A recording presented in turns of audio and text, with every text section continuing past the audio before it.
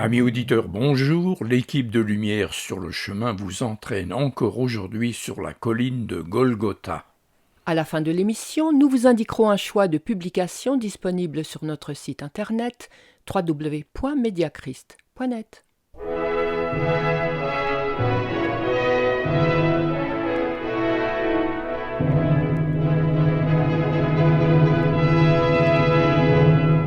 Chers amis, pendant ces jours de la Passion du Christ, nous réfléchissons à ce moment douloureux de la vie de Jésus, ou plus exactement de sa mort. L'évangéliste Matthieu, au chapitre 27, nous raconte les phénomènes inattendus qui ont suivi le trépas du Sauveur. Jésus poussa de nouveau un grand cri et rendit l'esprit. Et voici le voile du temple se déchira en deux, depuis le haut jusqu'en bas.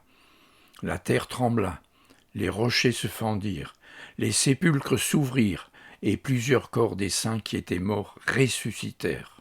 Notre dernière émission a présenté toutes les conséquences du rideau du temple déchiré par un phénomène extraordinaire. Nous suivrons encore aujourd'hui les explications données par le pasteur Frédéric Boy.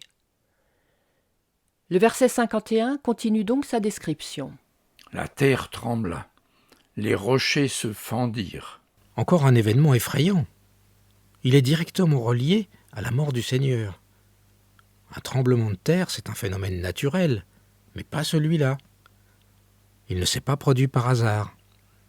Dieu a voulu qu'il survienne pile au moment de la mort de Jésus.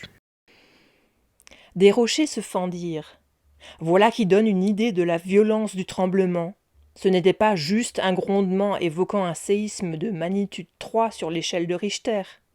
Un séisme sans doute très local, puisqu'il n'est pas question de maisons détruites ni de morts d'hommes. Peut-être le même phénomène qui se produira 3 jours plus tard, lors de la résurrection du Christ. Local, mais assez violent tout de même, pour fendre des rochers. Alors, pourquoi la terre tremble ce jour-là ? Matthieu ne fournit pas d'explication. Mais on ne se trompe sans doute pas en affirmant que Dieu a voulu souligner le caractère unique et l'importance exceptionnelle de cette mort. Ce qui se passe à Golgotha en ce jour est si grand, si fort et si violent que la terre elle-même en tremble.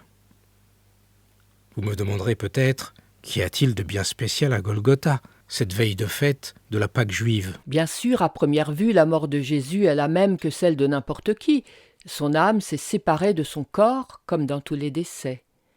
Matthieu a précisé « Jésus rendit l'esprit. » Il n'est malheureusement pas la première victime à subir une exécution aussi cruelle, ni la dernière non plus. Il y a eu d'innombrables crucifixions. Dans l'Empire romain, c'était une technique très prisée et largement utilisée. Elle joignait l'utile au spectaculaire. Beaucoup de passants pouvaient en profiter. Jésus n'est pas non plus le seul innocent au monde à avoir été condamné injustement, victime de la haine et de la jalousie. De tout temps, il y a eu des erreurs judiciaires, dont beaucoup étaient aussi volontaires que celle-là. Calomnier son prochain pour obtenir sa perte, c'est un sport souvent pratiqué. Alors oui, c'est vrai à première vue, il n'y a rien de bien extraordinaire à cette mort. Pourtant, tout est différent. Pourquoi ? À cause de la personnalité exceptionnelle de celui qui meurt sur la croix. Né d'une femme, Jésus est vrai homme. Il a un corps et une âme. Il peut donc souffrir et mourir. Mais ce qui est unique, c'est qu'il est aussi vrai Dieu, car il a été conçu du Saint-Esprit et né d'une vierge. Paul affirme aux Colossiens « En lui habite corporellement toute la plénitude de la divinité. » Il y a donc une autre différence encore. Ce Jésus que l'on a condamné à mort, il n'est pas seulement innocent, il est pur et saint, il n'a aucun péché.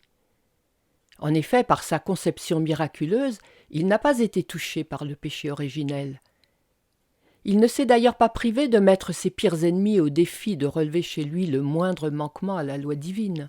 Qui de vous me convaincra de péché ? Il a été impossible de le prendre en défaut. C'est pourquoi il a fallu l'intervention de faux témoins pour le condamner. Alors, en bref, ce Jésus qu'on traite avec tant de mépris et de cruauté et qu'on a cloué sur une croix, il est le Saint de Dieu. Il est la personne la plus sainte qui puisse exister. Et vous vous étonnez que la terre soit secouée d'horreur ? Comment voulez-vous que la terre ne se rebelle pas devant pareil spectacle ? Il y a dans cette crucifixion une injustice si crasse, une haine si violente envers Jésus, lui qui est l'amour et la bonté personnifiés, que la terre elle-même en est secouée. Remarquons encore une chose. Finalement, c'est Dieu lui-même que l'on cherche à atteindre à travers le Fils. Dieu est hors de portée puisqu'il est au ciel. Mais le Fils, lui, on le tient. Cette mort cruelle de Jésus exprime toute l'hostilité du cœur humain envers Dieu. On voit là comment les hommes traiteraient Dieu s'ils pouvaient se saisir de lui.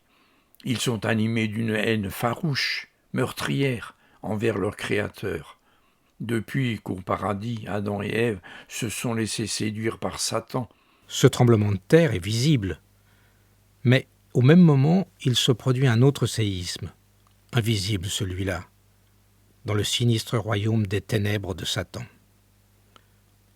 À l'instant même où Jésus meurt sur la croix, il se produit en enfer un tremblement si puissant qu'aucune échelle de Richter ne pourrait en mesurer l'intensité.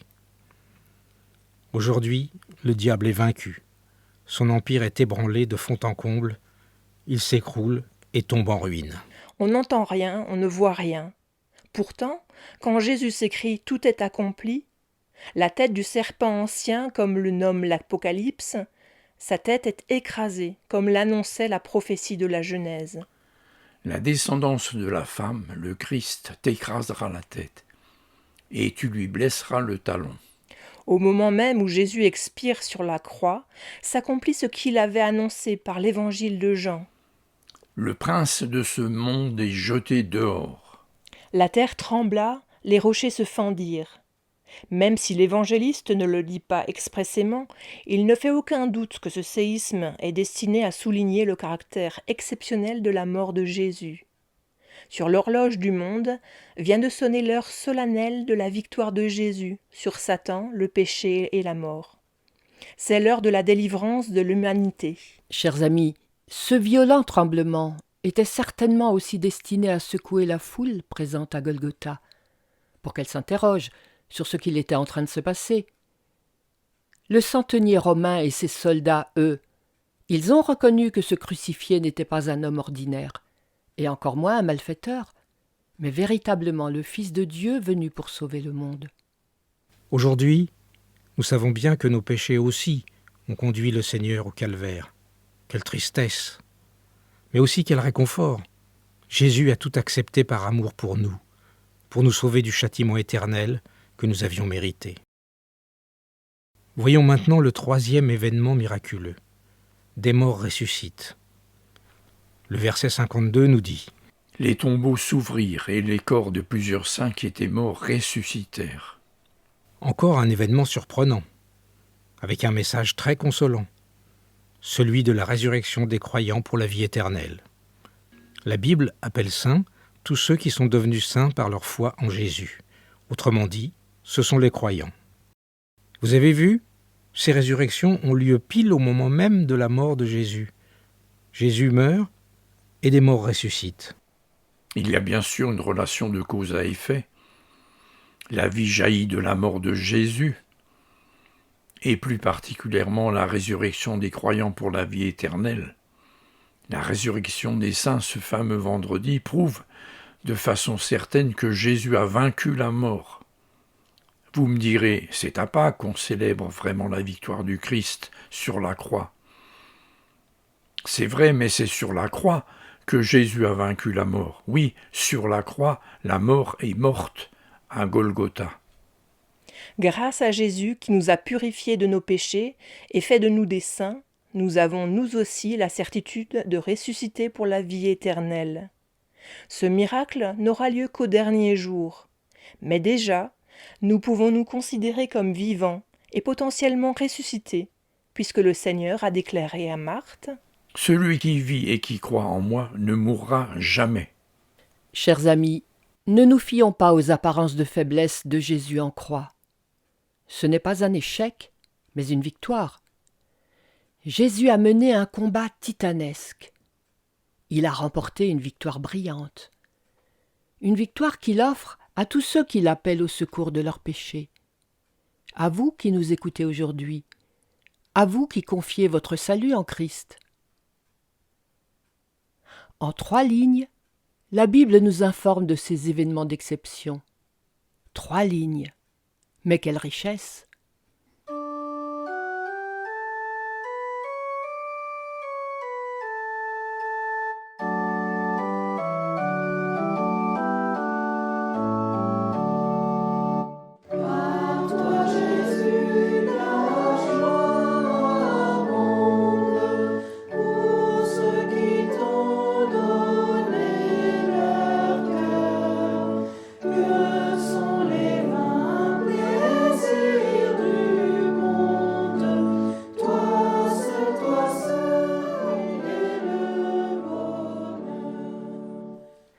Prions. Seigneur Jésus, ta mort sur la croix est un événement tellement violent que même les rochers ont tremblé. Mais peu d'hommes ont réalisé combien ces souffrances injustes leur étaient bénéfiques. Tu as lavé la souillure de l'humanité tout entière, mais qui s'en réjouit aujourd'hui? Seigneur, ta parole est une puissance efficace. Tu peux ouvrir les cœurs. Tu peux faire tomber à genoux les esprits les plus récalcitrants. Seigneur, viens au secours de l'humanité. Amen.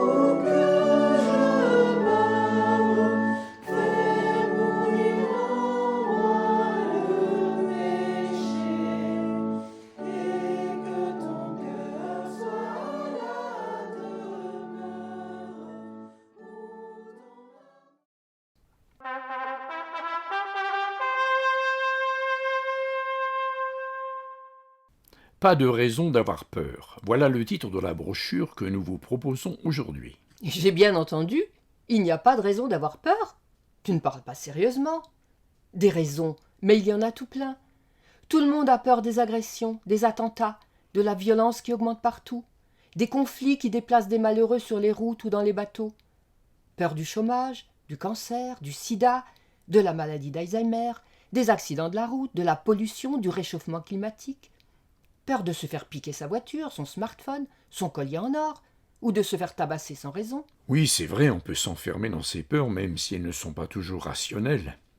Mais on peut aussi se laisser guider par le Seigneur, écouter ce qu'il veut nous dire et se laisser rassurer par son amour puissant et efficace. Je vous propose donc notre brochure « Pas de raison d'avoir peur ». Vous la trouverez sur notre site www.mediachrist.net. Voici donc la sélection du jour. La brochure Il est grand temps, notre magazine Amitié luthérienne et notre cours biblique par correspondance vous sont offerts. Adressez-vous à notre site internet www.mediachrist.net ou retrouvez-nous sur YouTube. Vous y trouverez tous ces renseignements, un catalogue de nos publications et bien d'autres informations. À bientôt.